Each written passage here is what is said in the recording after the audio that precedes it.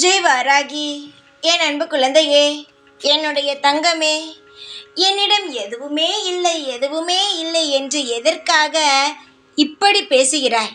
எல்லாமே இருக்கிறது என்று வாழ்ந்து வா. நான் இப்பொழுது சொல்கிறேன், உனக்கு ஒரு விஷயம் தெளிவாக கேள். நீ கேட்டால் மட்டும்தான் எல்லா விஷயத்திலும் இருந்து உனக்கு நல்லதே நடக்கும். எப்படி சொல்கிறேன் என்று இந்த வாக்கினை முழுமையாக கேள் என்னுடைய தங்கமே.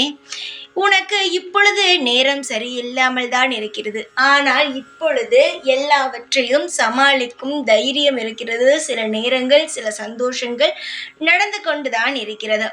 சரிதானே? சில பேருக்கு அது கூட இல்லாமல் எல்லாம் வாழ்கிறார்கள். நான் அதை பற்றி எல்லாம் பேசவே இல்லை. ஆனால் உனக்கு இப்பொழுது எல்லாவற்றையும் சமாளிக்கவும், எல்லா விஷயமும் உனக்கு சில விஷயங்கள் நல்லதாகவும் நடக்க எல்லாம் நடந்து கொண்டு தான் இருக்கிறது. ஆனால் உனக்கு என்ன தெரியுமா? இப்பொழுது எனக்கு எதுவுமே நடக்கவில்லையே, பெரிதாக ஒரு நல்ல விஷயமும் இன்னும் நடக்கவில்லையே என்று நீயோ குழம்பிக் கொண்டு இருக்கிறாய்.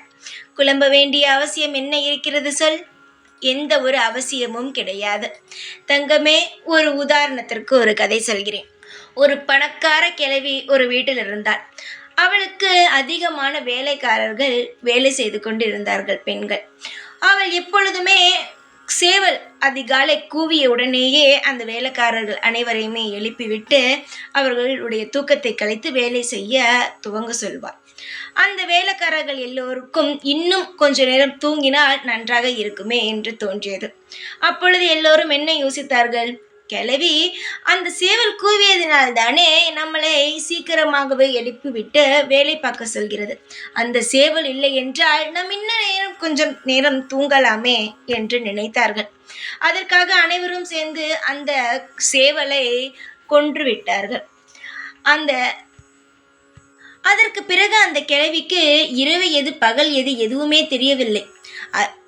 நடு ராத்திரியை விடிந்து விட்டது என்று நினைத்து அனைத்து வேலையார்களும் எழுப்பி விடிந்து விட்டது எந்திரிங்க என்று சொல்லியது.